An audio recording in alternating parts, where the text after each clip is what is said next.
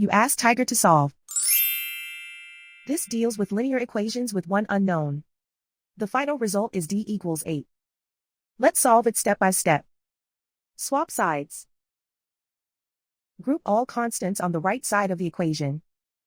Add 24 to both sides.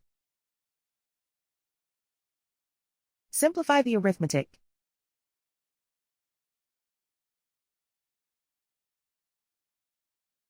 Isolate the d. Divide both sides by 4. Simplify the fraction. Find the greatest common factor of the numerator and denominator. Factor out and cancel the greatest common factor. And so the final result is d equals 8.